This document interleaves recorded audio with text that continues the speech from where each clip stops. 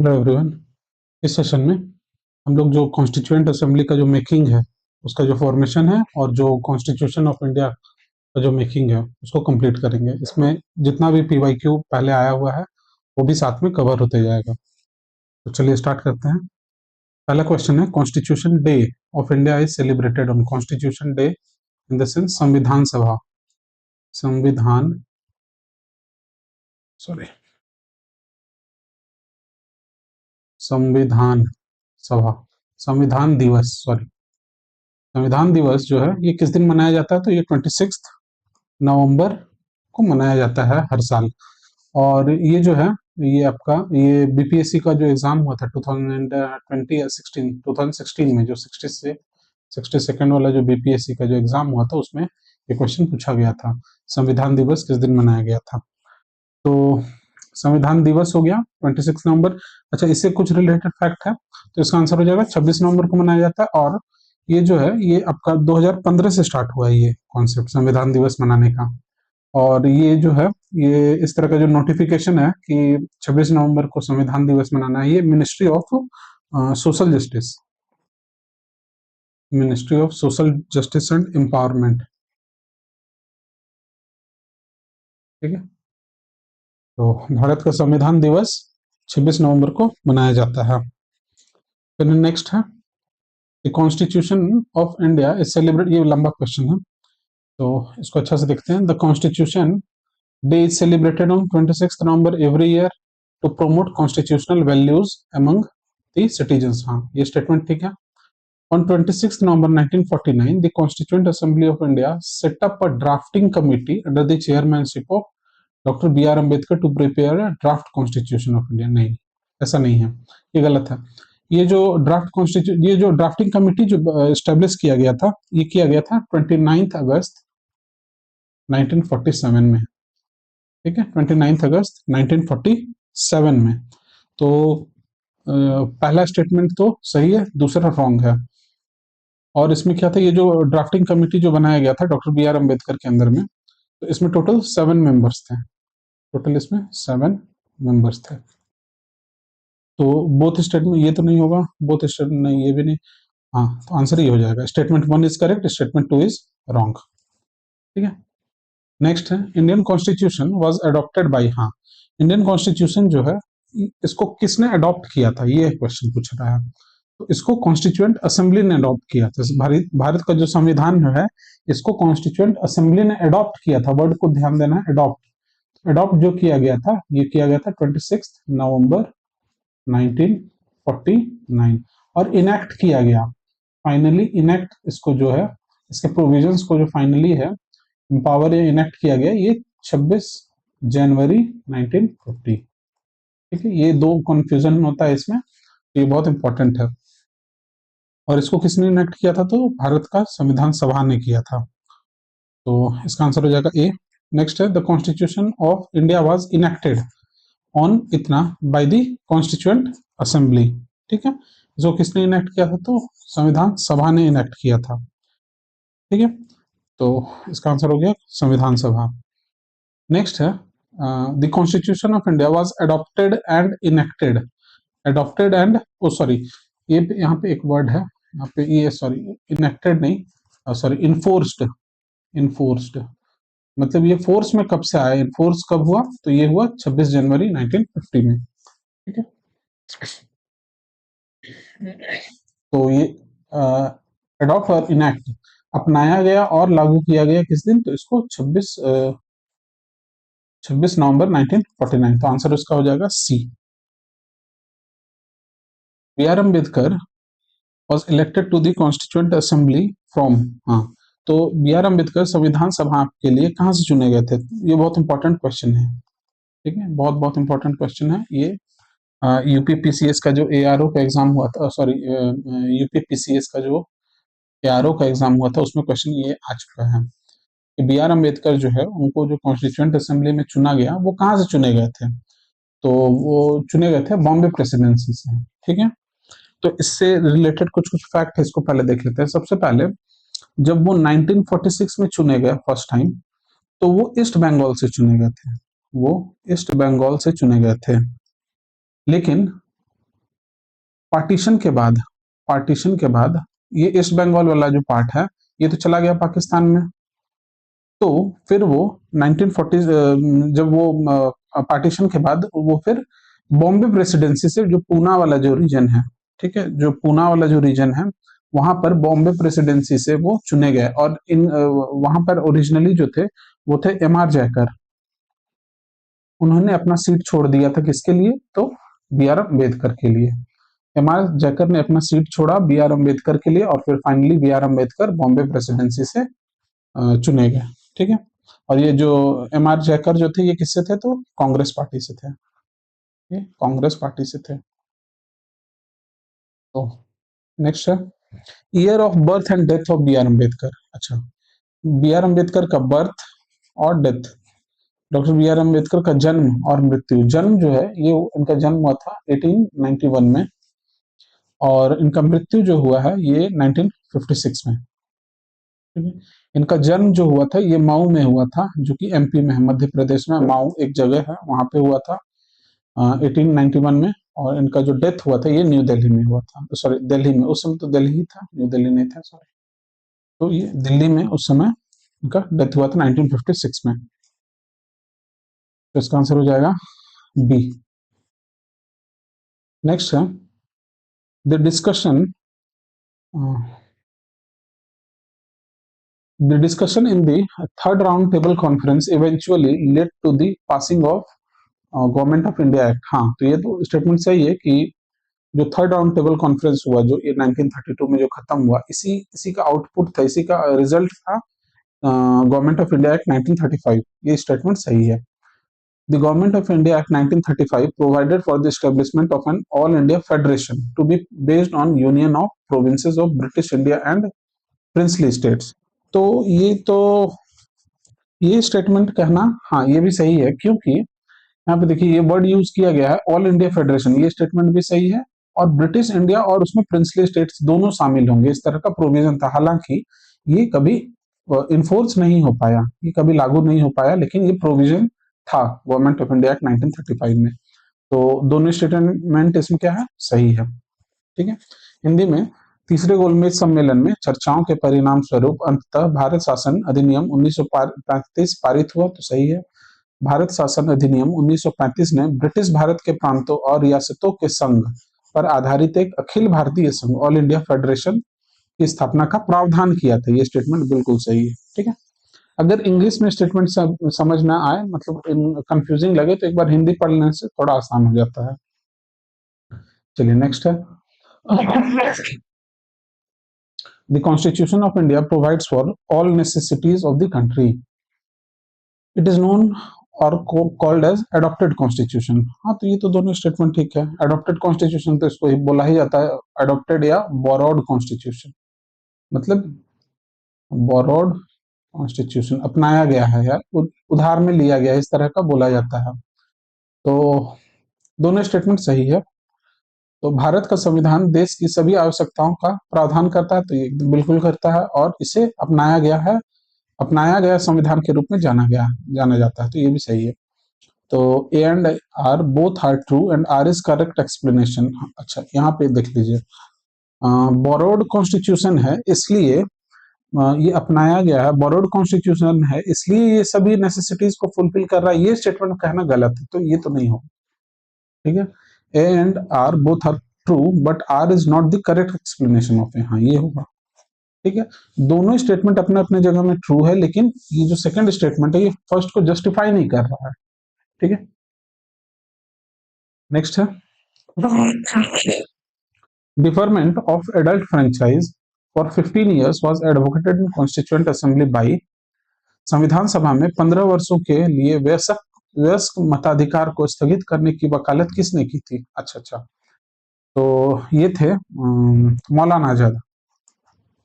जो मौलाना आजाद थे उनका कहना था कि अभी जो देश है ये अभी इतना मैच्योर नहीं हुआ है कि वो सभी को हम एडल्ट फ्रेंचाइज दे दें। एडल्ट फ्रेंचाइज का मतलब होता है कि मोर देन, जो उस समय का जो कॉन्सेप्ट था वो था 21 साल का।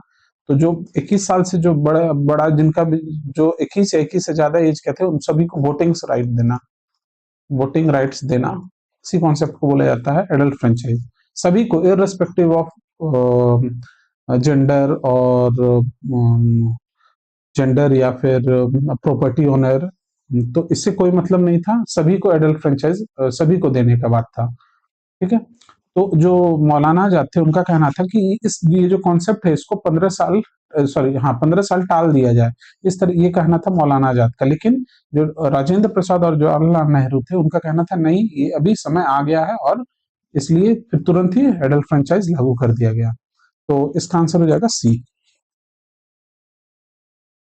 नेक्स्ट है, who amongst the following advised that the Indian National Congress should be disbanded as a political party after the independence of India? निम्नलिखित में से किसने सलाह दी कि भारत की स्वतंत्रता के बाद भारतीय राष्ट्रीय कांग्रेस को एक राजनीतिक दल के रूप में भंग कर दिया जाना चाहिए? तो ये कहा था महात्मा गांधी ने। ठीक है, महात्मा गांधी ने ऐसा कहा था, ये इसलिए उन्होंने कहा था क्योंकि इंडियन नेशनल कांग्रेस जो है एज अ पॉलिटिकल पार्टी अगर रहेगा आजादी के बाद भी, तो इसका डोमिनेंस होगा, उनका कहना था। क्यों? क्योंकि इसने बहुत बड़ा रोल प्ले किया था थ्रू आउट दी जो फ्रीडम मूवमेंट है, इसलिए उन्होंने इसको बोला था कि इसको हटा देना चाहिए आजादी के बाद, Indian National Congress as a party को ही। ठीक है, तो ये महात्मा गांधी का कहना था और ये क्वेश्चन पूछा गया है पहले ही। नेक्स्ट है, which one of the following said a constitution like a machine is a lifeless thing?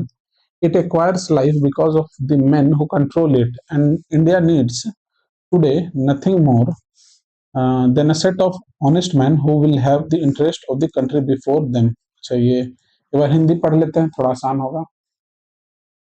निम्नलिखित में से किसने कहा एक संविधान एक मशीन की तरह एक निर्जीव वस्तु है, यह उन लोगों के कारण जीवन प्राप्त करता है जो इसे नियंत्रित करते हैं। भारत को आज कुछ भी नहीं चाहिए बल्कि ईमानदार लोगों का एक समूह चाहिए जिनके सामने देश का हित हो। तो ये कहा था राजेंद्र प्रसाद ने। और ये किस दिन कहा गया था? तो ये जिस दिन अडॉप्ट किया गया था कॉन्स्टिट्यूशन को, उस दिन राजेंद्र प्रसाद ने ये कहा था। ठीक है, 26 नवंबर 1949 को राजेंद्र प्रसाद ने कहा था। नेक्स्ट हम, in their nationalist reaction, the founding fathers of Indian Constitution tended to minimize the importance of minority interests and emotions. This view is credited to अपनी राष्ट्रवादी प्रतिक्रिया में भारतीय संविधान के संस्थापक पिताओं ने अल्पसंख्यक हितों और भावनाओं के महत्व को कम कर दिया है। ये किसका कहना था? तो ये था आइवर जेनिंग्स का। ठीक है, ये पॉलिटिकल साइंटिस्ट थे एक तरह के, तो ये आइवर जेनिंग्स का कहना था। तो ये थोड़ा फैक्चुअल क्वेश्चन है, तो ये आइवर जेनिंग्स का कहना है। फिर है next question, constituent assembly was Congress and Congress was India. हाँ, ये बहुत बहुत इंपॉर्टेंट है, ये बहुत सारा एग्जाम में पूछा गया है। ये क्वेश्चन बहुत सारे एग्जाम में पूछा गया है कि संविधान संविधान सभा कांग्रेस थी और कांग्रेस भारत था, ये किसने कहा था?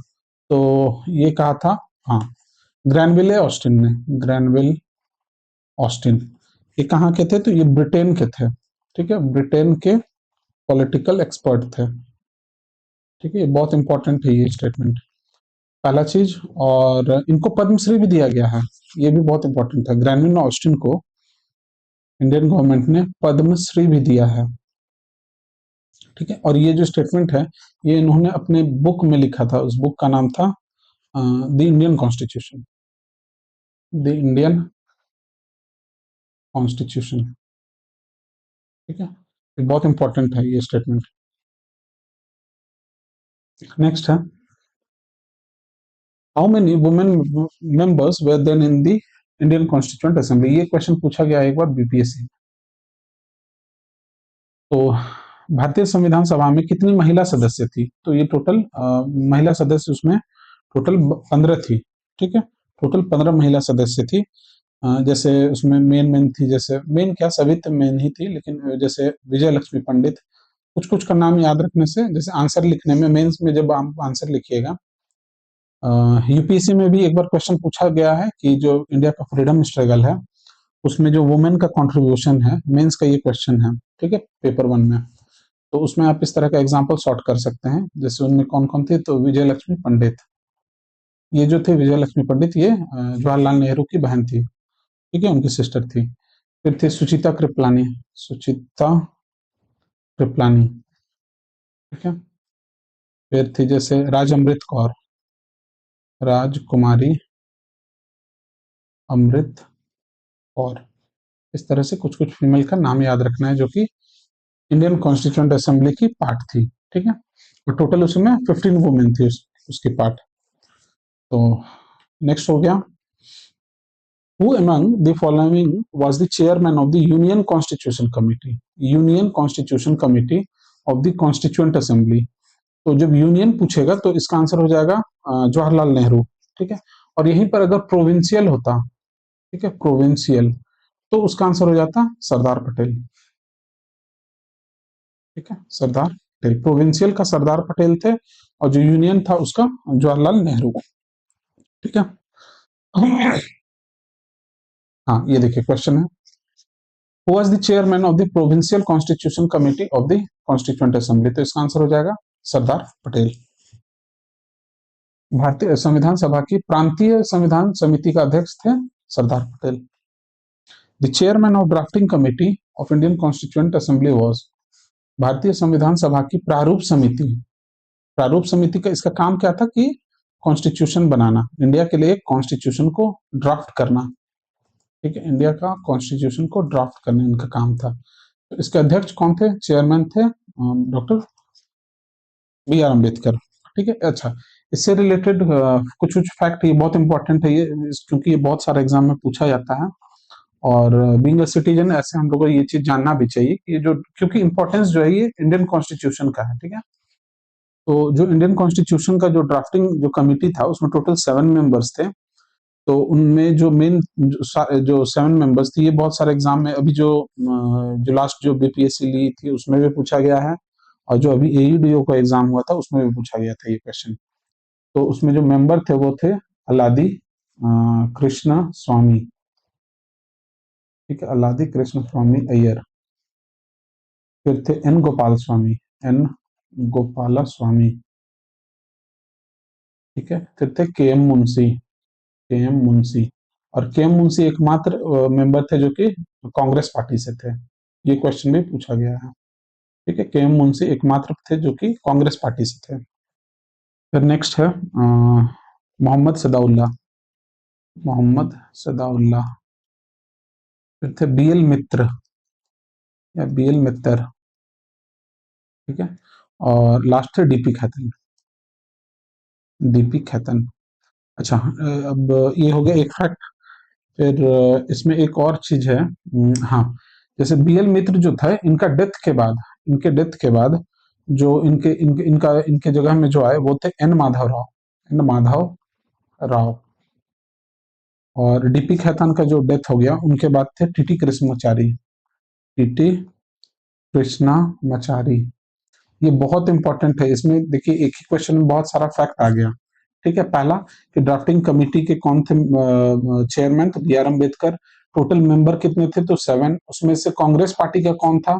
तो के एम मुंशी थे एकमात्र। फिर बी एल मित्तर के डेथ के बाद कौन बने? तो एन माधव राव। और डीपी खैतान के डेथ के बाद कौन बने? तो टीटी कृष्णमाचारी। क्लियर है?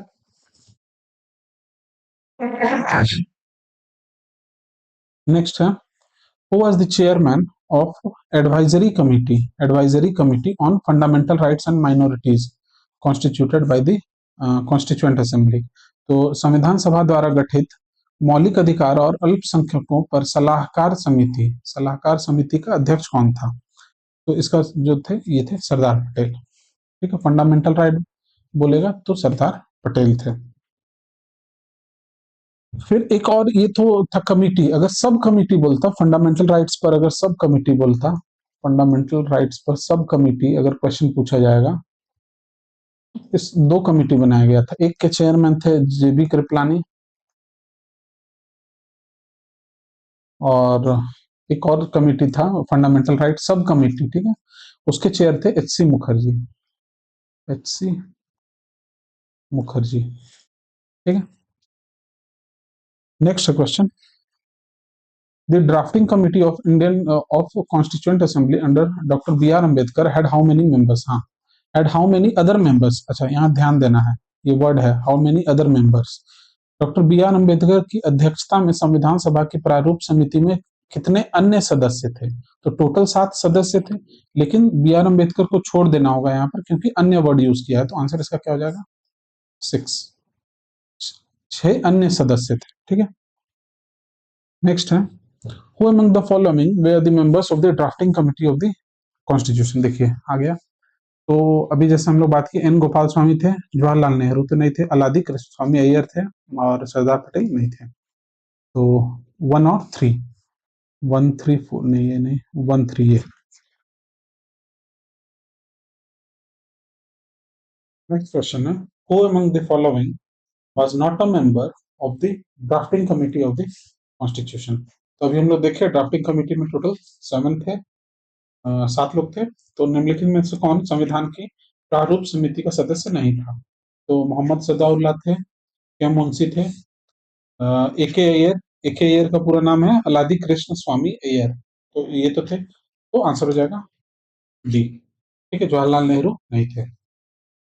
नेक्स्ट है, the constituent assembly, the constituent assembly set up a drafting committee under the chairmanship of doctor B R Ambedkar on, किस दिन ये कमिटी को बनाया गया था? तो ये जैसा भी पिछले सेशन में देखे थे, ये 29 अगस्त 1947 को ये कमिटी को बनाया गया था, ठीक है। तो इसका आंसर हो जाएगा डी। नेक्स्ट है, who was the chairman of the national flag committee? National flag committee के चेयरमैन कौन थे? तो डॉक्टर राजेंद्र प्रसाद। नेक्स्ट है, इन political, in Indian political system which one is supreme? Bharat में सबसे सुप्रीम कौन है? भारतीय, अच्छा, ये जो क्वेश्चन है ये यूपीएससी में भी पूछा गया है और यूपी पीसीएस में भी पूछा गया है ये क्वेश्चन, ठीक है। यूपीएससी में तो अभी रिसेंट में पूछा गया था ये क्वेश्चन, ठीक है, 2016-17 के आसपास, एक बार चेक कर लीजिएगा। तो भारतीय राजनीतिक व्यवस्था में सबसे सर्वोच्च कौन है? तो कौन हो जाएगा? सर्वोच्च न्यायालय, कॉन्स्टिट्यूशन, हाँ, फिर पार्लियामेंट और रिलीजन में। तो इसका आंसर हो जाएगा कॉन्स्टिट्यूशन। संविधान जो है ये सबसे सर्वोच्च, सबसे ऊपर है संविधान, इसलिए इंडिया में बोला जाता है कॉन्स्टिट्यूशनल सुप्रीमेसी, कॉन्स्टिट्यूशनल सुप्रीमेसी, ठीक है, कॉन्स्टिट्यूशनल सुप्रीमेसी।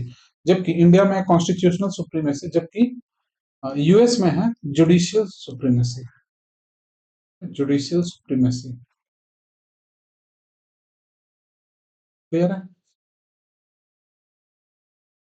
नेक्स्ट है, the concept of judicial review in India has been adopted from the constitution of, judicial review का जो कॉन्सेप्ट है ये कहां से लिया गया है? तो ये यूएस से लिया गया है। भारत में न्यायिक पुनरीक्षण की अवधारणा किसके संविधान से अपनाई गई है? तो ये यूएस से ली गई है। और जुडिशियल रिव्यू हो गया, ये आपका आर्टिकल 13 में इनडायरेक्टली मेंशन किया गया, डायरेक्ट मेंशन वर्ड नहीं है जुडिशियल रिव्यू, लेकिन जो कॉन्सेप्ट है जुडिशियल रिव्यू का वो इनडायरेक्टली आर्टिकल 13 में है, ठीक है। और जुडिशियल रिव्यू को बेसिक स्ट्रक्चर बोला गया था आईआर कोहिलो केस में, आईआर कोहिलो केस 2007 में जो था, इसी केस को बोला जाता है ninth schedule case, ninth schedule case, ठीक है। इसके बारे में पूरे डिटेल में पढ़ेंगे जब हम लोग जो शेड्यूल वाला जब देखेंगे उस समय। तो इसका आंसर हो जाएगा यूएस से लिया गया। हम नेक्स्ट है, the system of judicial review exist in, हाँ, तो जो जुडिशियल रिव्यू का जो कॉन्सेप्ट है ये कहाँ कहाँ पाया जाता है? सिर्फ भारत में, सिर्फ यूएस में, इंडिया और यूएस में और यूके में, हाँ, तो क्या हो जाएगा इंडिया और यूएस दोनों जगह, ठीक है, क्योंकि इंडिया जो है ये यूएस से ये कॉन्सेप्ट को लिया था, तो इंडिया और यूएस इसका आंसर हो जाएगा। न्यायिक पुनरीक्षण की प्रणाली कहाँ कहाँ मौजूद है? तो भारत और अमेरिका दोनों में। फिर next question, which one of the following characteristics is common between federal system of India and America? निम्नलिखित में से कौन सी विशेषता भारत और अमेरिका की संघीय व्यवस्था के बीच समान है? तो सिंगल सिटीजनशिप तो ये तो इंडिया में है, यूएस में तो ये नहीं है, तो ये नहीं होगा।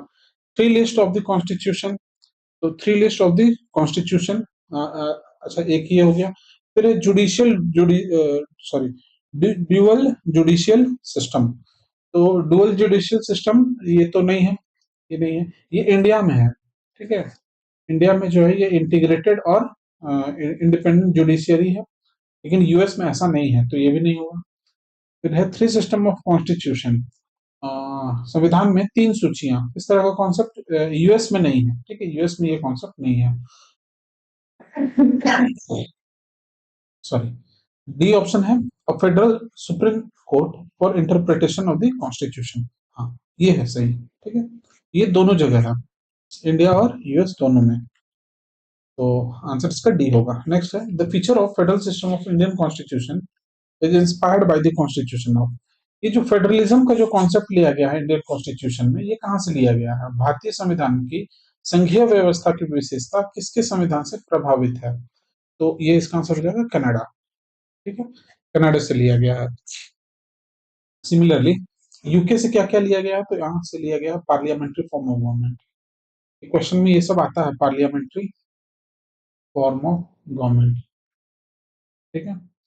फिर इससे लिया गया है rule of law, rule of law, ठीक है, इस तरह से बहुत सारा फैक्ट लिया गया है। यूएसए से लिया गया है, जैसे जुडिशियल रिव्यू हो गया, ठीक है, यूएस का, सॉरी, प्रेसिडेंट का अपॉइंटमेंट, प्रेसिडेंट का अपॉइंटमेंट, ठीक है, फंडामेंटल राइट्स यूएस से लिया गया, फंडामेंटल राइट्स। आयरलैंड से लिया गया है DPSP, directive principle of state policy, और आयरलैंड से इस तरह से ये हो गया, तो इसका आंसर हो जाएगा कनाडा। नेक्स्ट है the Indian federalism is based on which pattern, ये तो सब क्वेश्चन, इसका आंसर हो जाएगा कनाडा से लिया गया है। नेक्स्ट है concurrent list included in Indian constitution is given by, भारतीय संविधान में शामिल समवर्ती सूची किसने दी है? किस देश से समवर्ती सूची का जो कॉन्सेप्ट है कंकरेंट लिस्ट का, ये लिया गया है? तो ये लिया गया है यूएसएसआर से, ये लिया गया है ऑस्ट्रेलिया से, कनाडा से नहीं, इटली से नहीं, इसका आंसर हो जाएगा ऑस्ट्रेलिया से। Next, the idea of concurrent list in the Indian constitution has been borrowed from, भारतीय संविधान में समवर्ती सूची कहां से लिया गया है? तो ये ऑस्ट्रेलिया से लिया गया है, ठीक है। ये देखिए, ये इसलिए रिपीट हो रहा है क्योंकि बहुत सारे एग्जाम में ये क्वेश्चन पूछा जा चुका है, ठीक है। नेक्स्ट है the framers of Indian constitution borrowed the concept of concurrent list described in the 7th schedule from the constitution of Australia. The concept of concurrent list borrowed from Australia, Australia, B option. The concept of directive principle of state policy in the Indian Constitution has been adopted from the Constitution of, भारतीय संविधान में राज्य के नीति निर्देशक तत्व की अवधारणा किसके संविधान से अपनाई गई है? तो ये लिया गया है आयरलैंड से, और आयरलैंड ने खुद कहां से लिया था? तो ये स्पेन से लिया था, ठीक है। ये जो क्वेश्चन है ये पूछा गया है, और ये क्वेश्चन तो बहुत बार पूछा गया है, ठीक है। फिर है जैसे फ्रांस से क्या कॉन्सेप्ट लिया गया था? तो इक्वालिटी का जो कॉन्सेप्ट है, ठीक है, इक्वालिटी का जो कॉन्सेप्ट है, फ्रैटर्निटी का, ठीक है, ये फ्रांस से लिया गया है। जापान से क्या लिया गया है? जापान से लिया गया है law, procedure established by law, procedure established by law, विधि द्वारा बनाया गया जो लॉ है, वो लिया गया है जापान से, ठीक है। और यूएसएसआर से, सोवियत यूनियन से ये लिया गया था फंडामेंटल ड्यूटी, ठीक है। तो ये इसका आंसर हो जाएगा आयरलैंड, और आयरलैंड खुद कहां से लिया था? तो स्पेन से। Next, the concept of DPSP in the Indian constitution was borrowed from, भारतीय संविधान में राज्य के नीति निर्देशक तत्वों की अवधारणा कहां से ली गई है? तो ये आयरलैंड से, ठीक। ये सेम क्वेश्चन है फिर से, पार्ट 4 में डीपीएसपी है, ये कहां से लिया गया है? तो ये लिया गया है आयरलैंड से, ये भी सेम क्वेश्चन है, आयरलैंड इसका आंसर होगा। देख रहे हैं कितना बार ये क्वेश्चन पूछा गया है, इसे ये पता चल रहा है। फिर नेक्स्ट है in giving representation to talent, experience and service in the composition of the council of state, the constitution makers of India were influenced by the example of.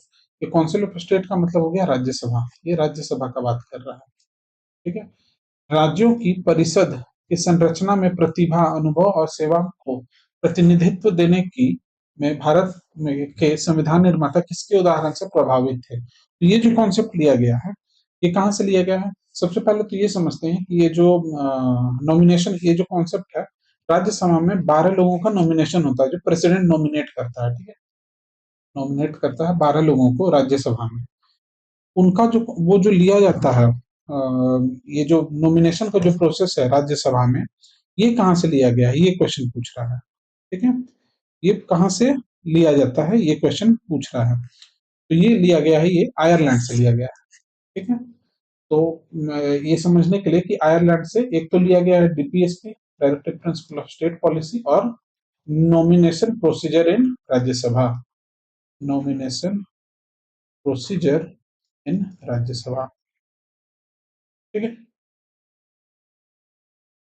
Next मिलाना है इसको, ठीक है? मैच करना है लिस्ट वन और list to को।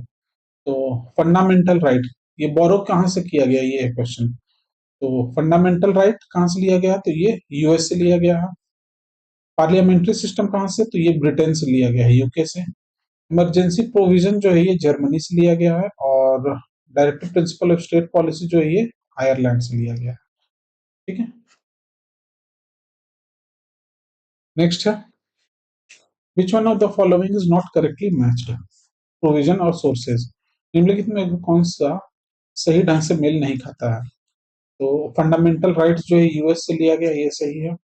Directive principle of state policy Ireland से लिया गया, ये भी सही है। रेसिडुअल पावर ऑफ सेंटर, ये ऑस्ट्रेलिया से लिया गया, नहीं ये गलत है। ये कहाँ से लिया गया? ये कनाडा से लिया गया, ठीक है? ये कनाडा से लिया गया है। और ये वाला जो है ये तो ठीक है।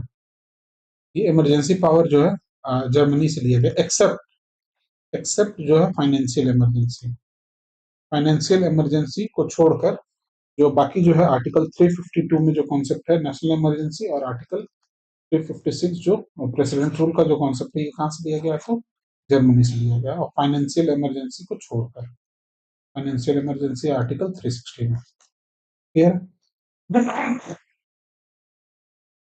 हाँ, ये हो गया। अच्छा, ये जो ये सब तो हो गया, इसमें ये भी हो गया, ठीक है? फिर है नेक्स्ट क्वेश्चन है, लिस्ट वन में है और लिस्ट टू में है। तो फंडामेंटल राइट्स, फंडामेंटल राइट्स कहाँ है, इससे लिया गया है? तो फंडामेंटल राइट लिया गया है यूएस बिल ऑफ राइट्स, ये यूनाइटेड स्टेट्स ऑफ अमेरिका का है। Directive principle of state policy कहाँ से लिया गया है? तो ये आयरलैंड से लिया गया था, आयरलैंड से। कैबिनेट गवर्नमेंट, ये ब्रिटेन से। और यूनियन और सेंटर का जो रिलेशन है, ये लिया गया है कैनेडियन कॉन्स्टिट्यूशन, ठीक है? तो ये हो जाएगा इसका मैच करने के लिए। और ये सब जो भी क्वेश्चन है ये देख रहे हैं हम, ये पीवाईक्यू ही है। बहुत सारा एग्जाम में इस क्वेश्चन पूछा गया है, इसलिए रिपीट हो रहा है। अच्छा है, प्रैक्टिस हो जाएगा आपका। नेक्स्ट है रूल ऑफ लॉ। तो रूल ऑफ लॉ, ये जो है ये ब्रिटेन का कॉन्सेप्ट है, रूल ऑफ लॉ इंग्लैंड का। प्रोसीजर एस्टेब्लिश्ड बाय लॉ, ये अभी हम लोग देखिए ये कहाँ का कॉन्सेप्ट है, तो ये जापान का, ठीक है? ये जापान का कॉन्सेप्ट है, प्रोसीजर एस्टेब्लिश्ड बाय लॉ।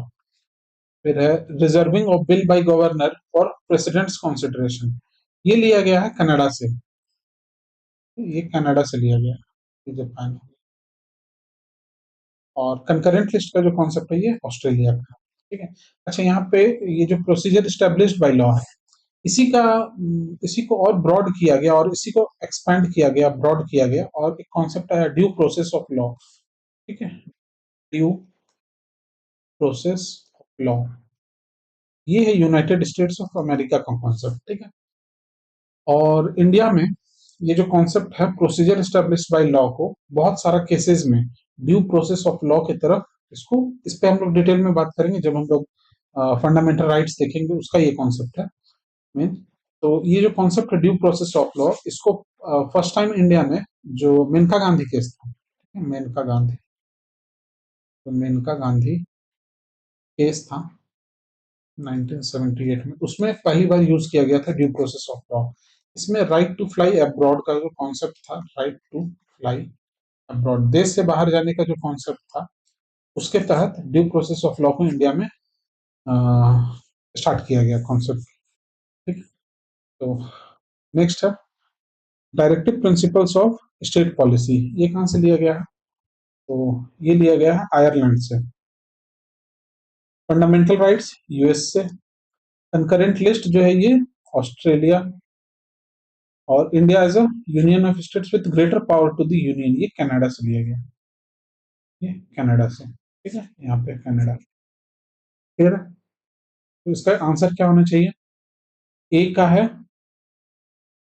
ए का 1, बी का 5, ए का 1 बी का 5, ए का 1 बी का 5, ए का 1 बी का 5, सॉरी ए का 1, सॉरी सॉरी, ए का 3, ए का 3, ए का 3 बी का 5, ये और ये। फिर सी का है 1, सी का है 1, तो ये वाला इसका आंसर हो जाएगा डी ऑप्शन। नेक्स्ट है the concept of fundamental duty. Fundamental duty का जो कॉन्सेप्ट है ये कहां से लिया गया? तो ये यूएसएसआर से लिया गया, रशिया से।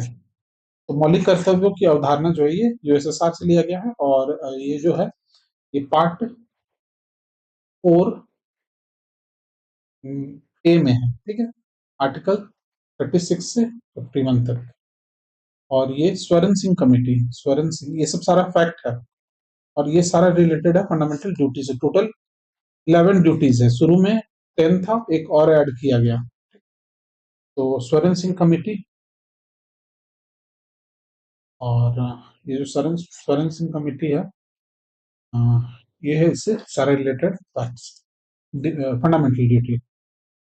नेक्स्ट है the constitution of India has become the longest one. ठीक है, हाँ ये तो स्टेटमेंट ठीक है, ये सबसे लंबा जो है जो इंडिया का जो संविधान है ये सबसे लंबा है। The chapter on fundamental right has been borrowed from the model of American constitution. हाँ ये भी स्टेटमेंट सही है कि जो फंडामेंटल राइट का जो कॉन्सेप्ट है ये हम लोग यूएस से लिए हैं। ठीक है, पहला चीज।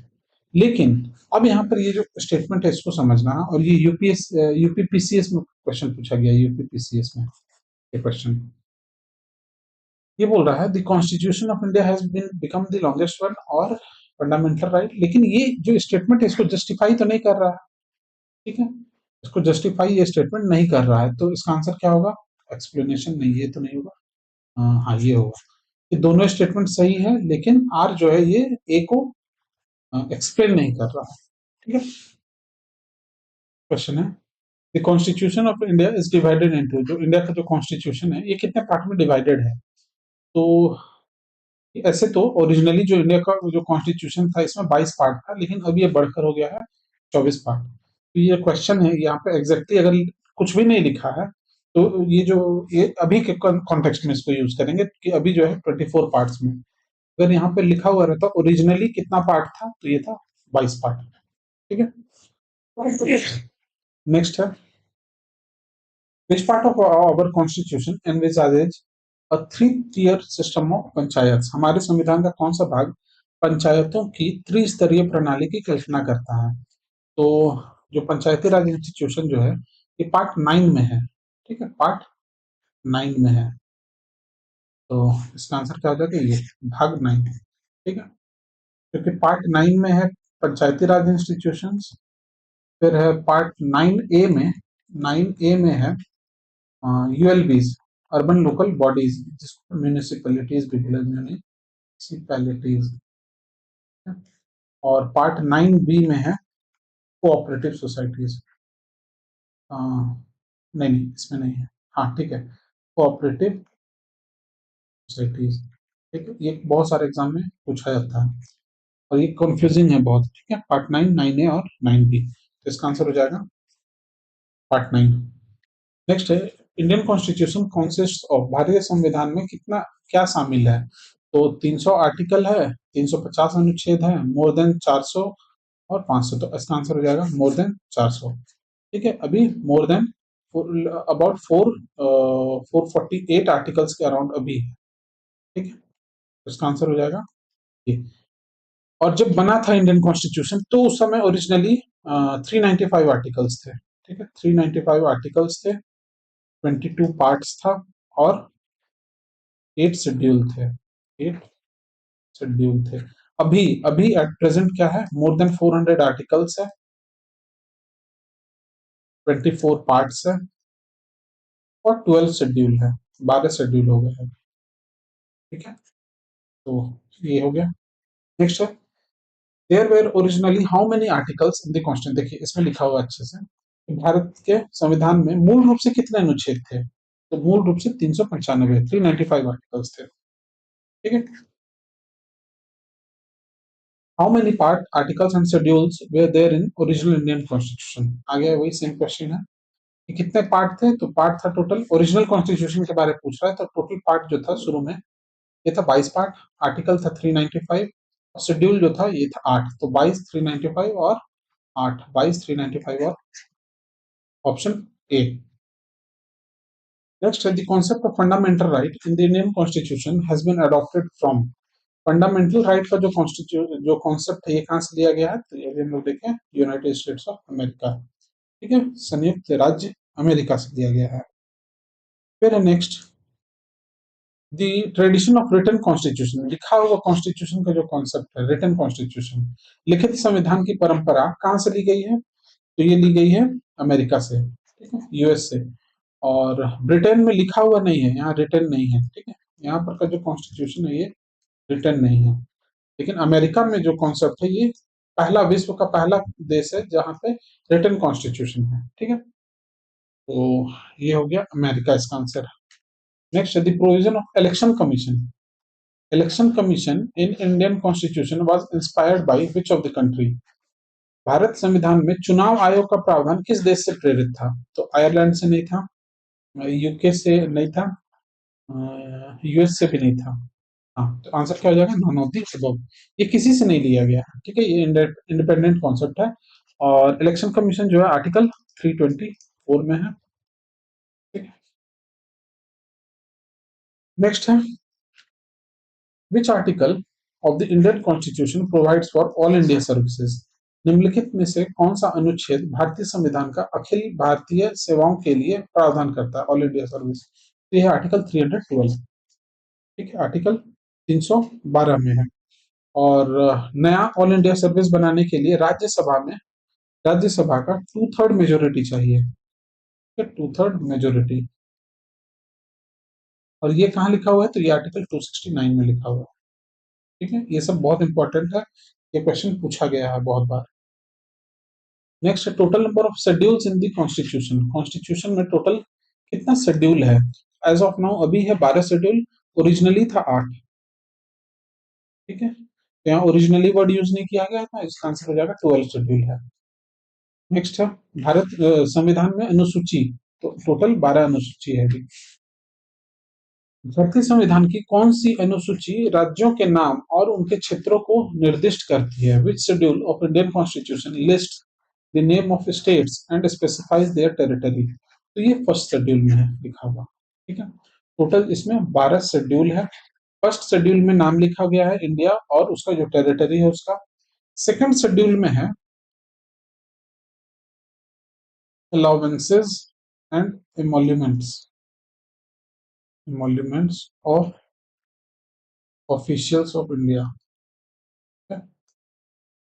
इंडिया के जो टॉप मोस्ट ऑफिस हैं उनका अलाउंस, एमोल्यूमेंट्स, पे, ये चीज है सेकंड शेड्यूल में। थर्ड शेड्यूल में क्या है, तो थर्ड शेड्यूल में है ओथ, ओथ एंड अफर्मेशन। ठीक है, फिर फोर्थ शेड्यूल में है राज्यसभा का जो सीट का जो कॉन्सेप्ट। ठीक है, ये है इस तरह से। तो इसका जो आंसर हो जाएगा ये हो जाएगा ए। ठीक है, इसका आंसर हो जाएगा 1।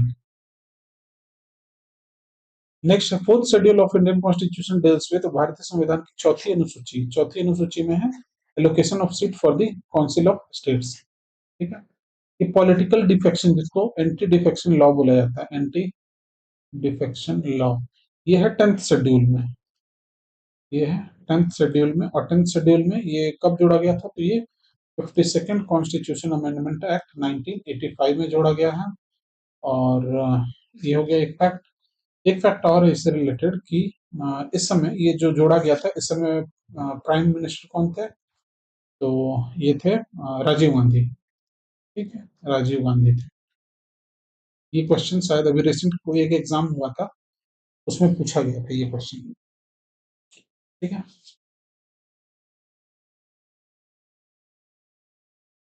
फिर है नेक्स्ट। हाँ, यहाँ पे ये देख लेते हैं पंचायती सिस्टम। पंचायती जो सिस्टम है ये है आपका शेड्यूल, शेड्यूल 8 में है लैंग्वेज, सॉरी शेड्यूल 8 में है, हाँ लैंग्वेज है। 9 में है ये, फिर 10 में ये हो गया, हाँ ये है आपका शेड्यूल 11 में। ठीक है, पंचायती राज सिस्टम शेड्यूल 11 में है। और जो लैंग्वेजेस है ये है शेड्यूल 8। शेड्यूल 8, 8th शेड्यूल में आपका जो भारत में जो लैंग्वेज है 22 लैंग्वेज, जिसको शेड्यूल्ड लैंग्वेज बोला जाता है, वो है शेड्यूल 8 में। नेक्स्ट है the 9th schedule was introduced in the constitution of India during the prime ministership of. ये यूपीएससी का क्वेश्चन है। ठीक है, ये यूपीएससी ने क्वेश्चन पूछा था कि 9th शेड्यूल जो है ये किसके प्राइम मिनिस्टर, कौन थे उस समय प्राइम मिनिस्टर। तो 9th शेड्यूल कब आया है, ये आया है first constitution amendment act 1951।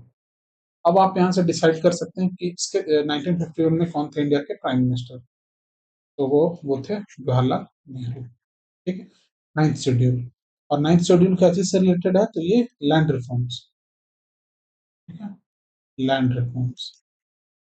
Bharat के संविधान में 9वीं सूची किसके प्रधानमंत्रित्व के दौरान पेश की गई थी, तो वो थे जवाहरलाल नेहरू। कॉन्स्टिट्यूशन का जो 10th शेड्यूल है वो किससे रिलेटेड है, संविधान की 10वीं अनुसूची किससे संबंधित है, तो ये है एंटी डिफेक्शन लॉ। ठीक है, दल बदल विरोधी कानून से। ठीक है, administration of S C S Ts का जो ये जो कॉन्सेप्ट है ये है 5th शेड्यूल। ठीक है, 5th शेड्यूल। फिर नेशनल लैंग्वेज जो इंडिया का है ये है 8th शेड्यूल में। ठीक है, और ये जो जुडिशियल रिव्यू का जो कॉन्सेप्ट है ये 9th शेड्यूल में है। 9th शेड्यूल, जिसको आई आर कोहिलो केस जो अभी हम लोग बात किए, आई आर कोहिलो केस, ये 2007 में पहली बार सुप्रीम कोर्ट ने बोला कि जो भी 9th शेड्यूल में जो भी लॉ है, जो भी आप 9th शेड्यूल में रखिएगा कंटेंट, वो जुडिशियल रिव्यू उसका किया जा सकता है, उससे पहले नहीं होता था। ठीक है, इस पर हम लोग डिटेल में बात करेंगे जब ये टॉपिक को डिस्कस करेंगे। नेक्स्ट है the 5th schedule deals with the governance and protection of interest of which of the specific groups. पांचवी अनुसूची किस विशिष्ट समूह के लोगों के शासन और हितों की सुरक्षा से संबंधित है, तो ये शेड्यूल ट्राइब्स के लिए है। ठीक है, एसटीज जो शेड्यूल ट्राइब्स है उनका जो है गवर्नेंस और प्रोटेक्शन के लिए है। और जो 5th शेड्यूल है ये टोटल 10 स्टेट्स में लागू होता है। ठीक है, ये क्वेश्चन अभी एयूडीओ का एग्जाम में पूछा गया था। ठीक है, 5th शेड्यूल जो है ये टोटल 10 स्टेट्स में एप्लीकेबल है। जबकि जो 6th शेड्यूल है, ये जो 6th शेड्यूल है ये ट्राइबल एरियाज का बात करता है, ट्राइबल एरियाज का। और ये जो है ये सिर्फ 4 स्टेट में है एप्लीकेबल। कौन कौन सा, तो असम, मेघालय, त्रिपुरा और मिजोरम। ठीक है, ये सब एक बार में नहीं होगा याद, अगर तो इसको 2-3 बार वीडियो को देख लीजिएगा, क्लियर हो जाएगा। नेक्स्ट है, ये सेम क्वेश्चन आ गया, the 6th schedule of Indian constitution is related to the administration of tribal areas. भारत संविधान की 6ठी अनुसूची किसके किस किस आदिवासी क्षेत्रों के प्रशासन से संबंधित है, तो असम तो है, अरुणाचल नहीं है। असम है, त्रिपुरा है, नागालैंड नहीं है। असम है, नागालैंड नहीं है। तो असम, मेघालय, त्रिपुरा और मिजोरम। ये जो इंडिया का जो मैप है,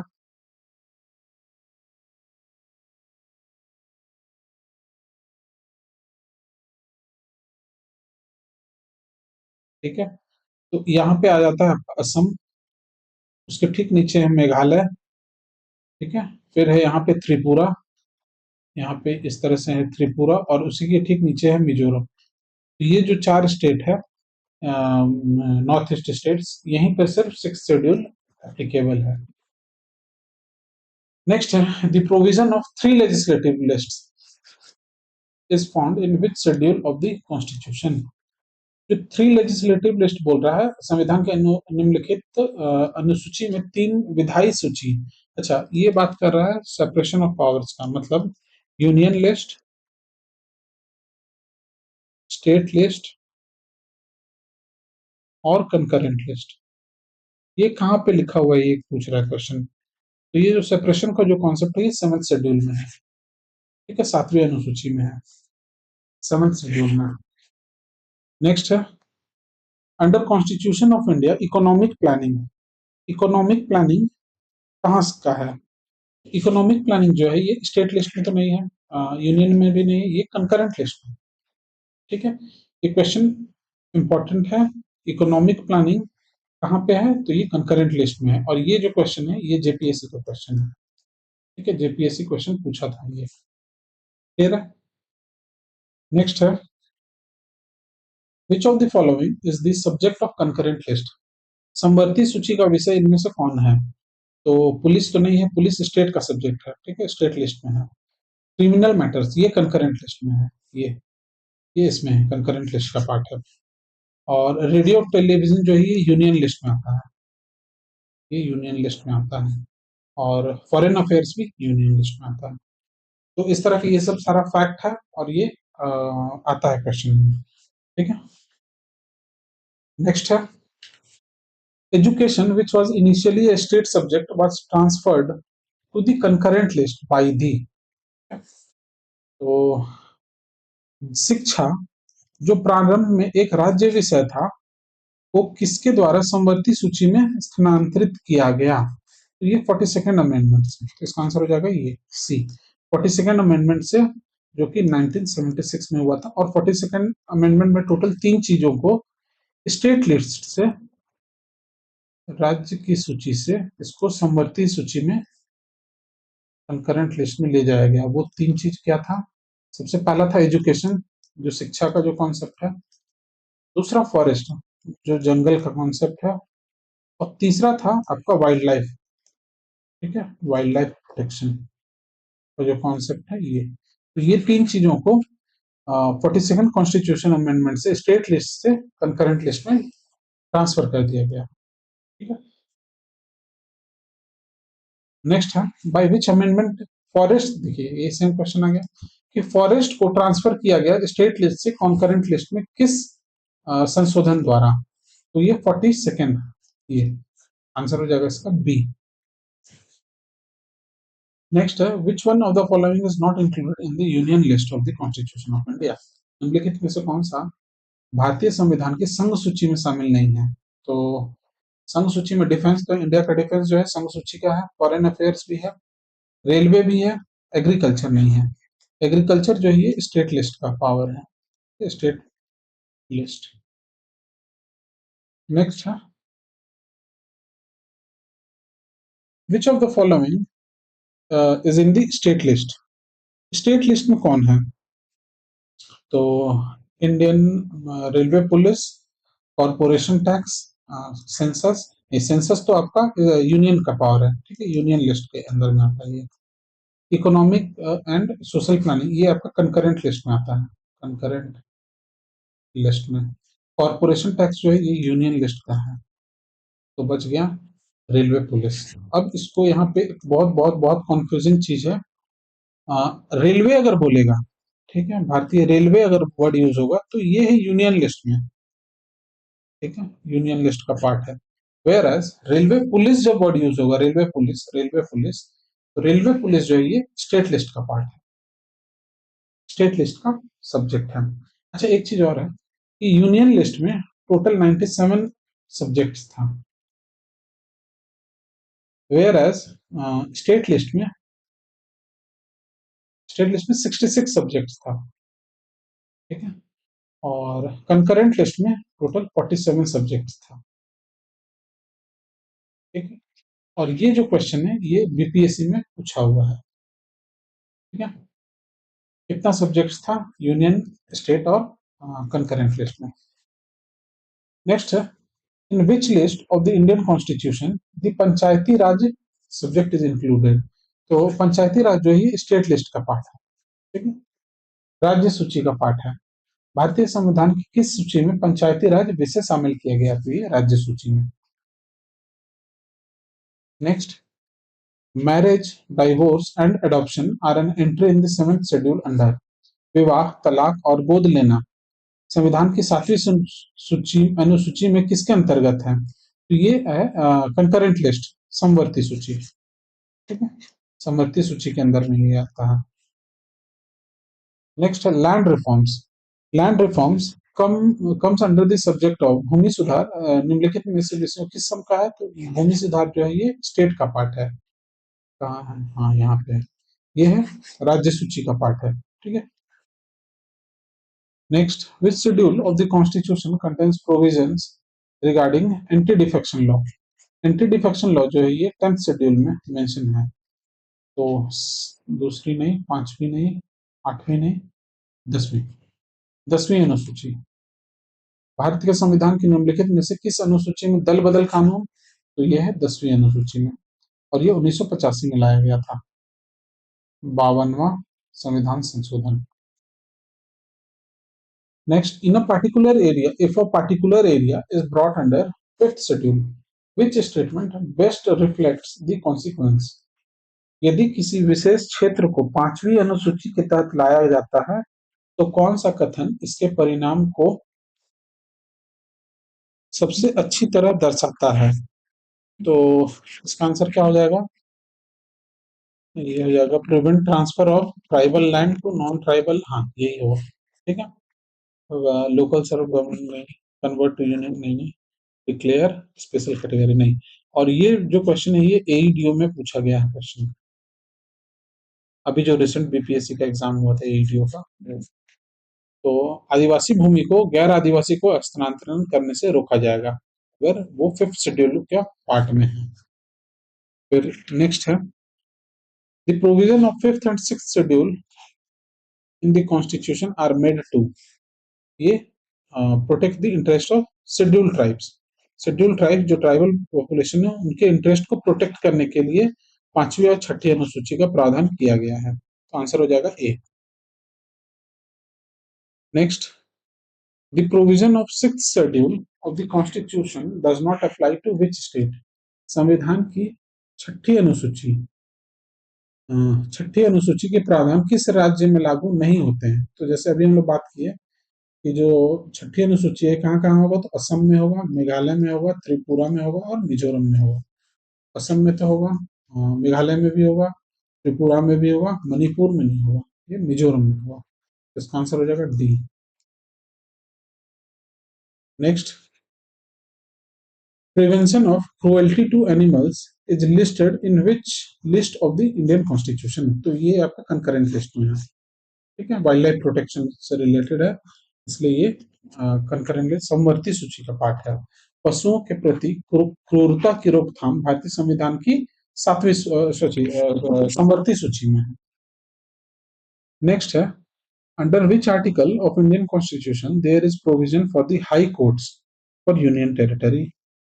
तो हाई कोर्ट के लिए यूनियन टेरिटरी का जो कॉन्सेप्ट है, भारतीय संविधान के किस अनुच्छेद में केंद्र शासित प्रदेशों के लिए उच्च न्यायालयों का प्रावधान? तो यह है अनुच्छेद 241, आर्टिकल 241 में कॉन्सेप्ट है कि there can be high court for the high court for union territory from the neighbouring states. ठीक है, नेबरिंग स्टेट्स का जो हाई कोर्ट है वही यूनियन टेरिटरी के लिए भी हाई कोर्ट का काम करेगा। तो ये आर्टिकल 241 में है। और जैसे इसका एग्जांपल दिल्ली के लिए जो दिल्ली हाई कोर्ट है, यही जो दिल्ली का जो यूनियन टेरिटरी है वहां पे काम करती है। सिमिलरली जो केरल का हाई कोर्ट है ये आपका लक्षद्वीप, ठीक है, लक्षद्वीप के लिए एप्लीकेबल है। फिर Madras high court, Madras high court जो है ये पुडुचेरी के लिए है। ठीक है, पुडुचेरी ये इंपॉर्टेंट है, ये क्वेश्चन में कभी कभी पूछता है, ये क्वेश्चन में पूछा जाता है। फिर चंडीगढ़, चंडीगढ़ हाई कोर्ट जो है, सॉरी, चंडीगढ़ के लिए एप्लीकेबल है। पंजाब एंड हरियाणा का जो हाई कोर्ट है वो चंडीगढ़ में एप्लीकेबल है। तो ये सब जो है ये क्या है, ये सब यूनियन टेरिटरी है और उसमें ये सब स्टेट का जो हाईकोर्ट है वो यहाँ पे एप्लीकेबल है। यही एक क्वेश्चन।